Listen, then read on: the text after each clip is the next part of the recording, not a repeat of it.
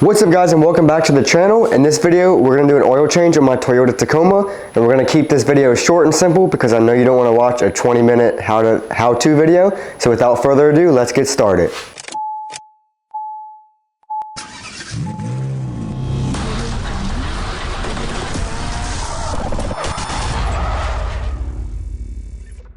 Alright, to do this job you're only going to need two tools, this 14mm socket and this tool to get your filter housing off, and we'll have this linked in the description below.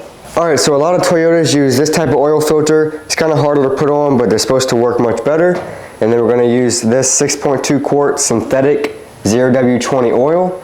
Yeah, we use SuperTech. If you get synthetic and you buy the high mileage, it has the additive package. This is really good oil if you get the high mileage.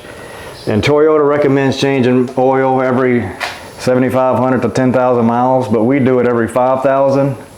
So I'm telling you, it's going to be a lot better to use SuperTech and do it at 5,000 versus expensive oil every 10,000. So that's why we use this.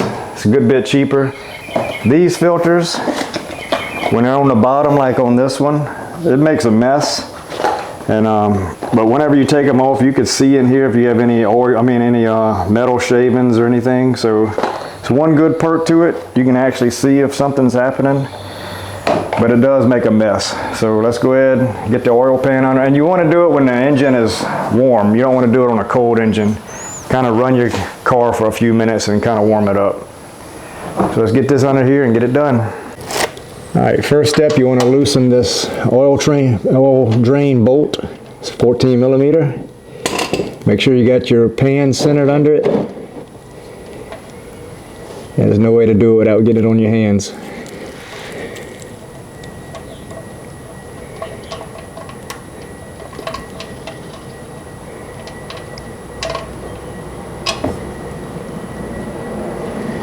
It's going to take a few minutes to drain.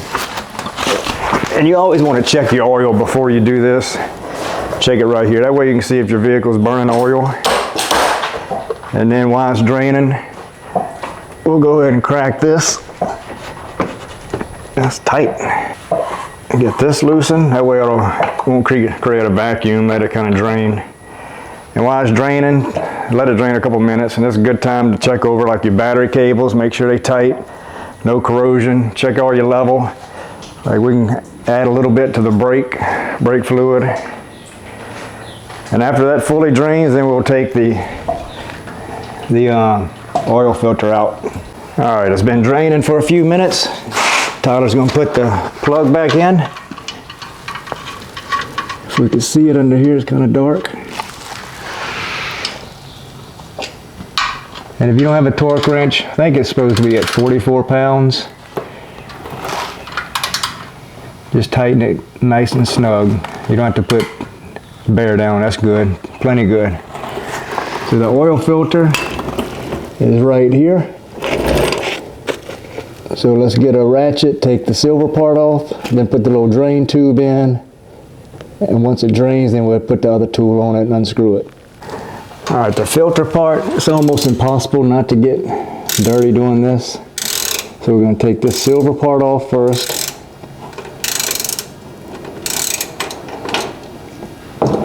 Alright, now they got a little piece that comes with the filter we're going to stick in there.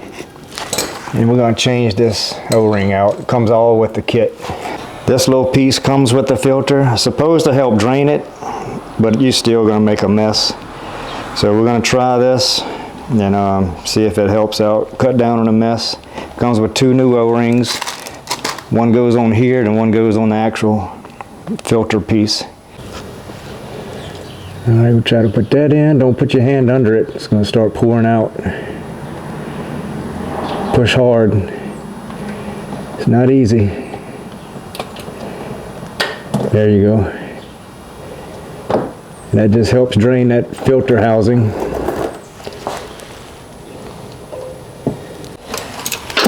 Alright, now he's taking the filter housing off. Definitely have to have that tool. There's no way to do it without it. You can just drop it.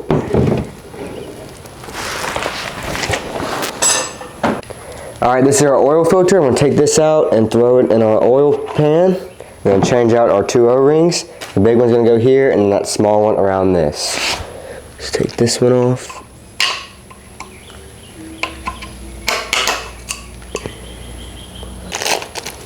And you want to remember where you took it off from, so you put it back in that same spot.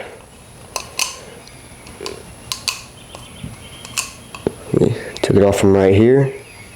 So next I'm going to put the filter in, and then we're going to put the O-ring on once we get this on, and take this off because I thought it fit on here, but it's actually under here. And you want to make sure to do it by hand first so you don't cross thread.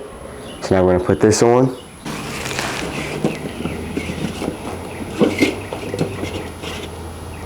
You just want to make sure you get it all threaded on good by hand. You don't ever want to go with the ratchet first. And then tighten it down with the ratchet.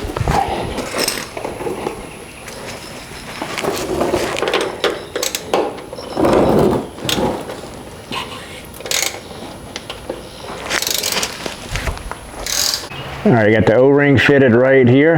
Now you can screw that on. Get it tight as you can with your hand. Then you stick the ratchet into it. Just stick a 3/8 drive into it and tighten it up.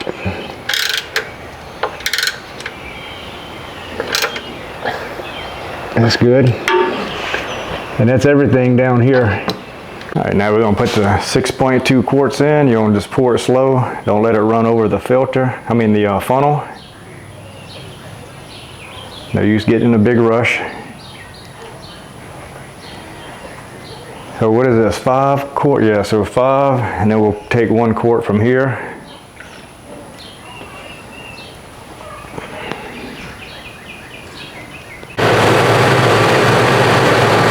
All right, we got the oil in it. Now we're gonna let it run for maybe a minute, and then turn it off and then check the oil.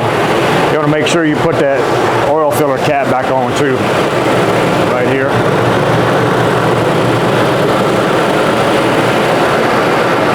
All right, let it run for a minute or two, then you turn it off for a couple minutes, let the oil settle. Then you want to check the oil. Since we're putting 6.2, it's kind of hard to judge.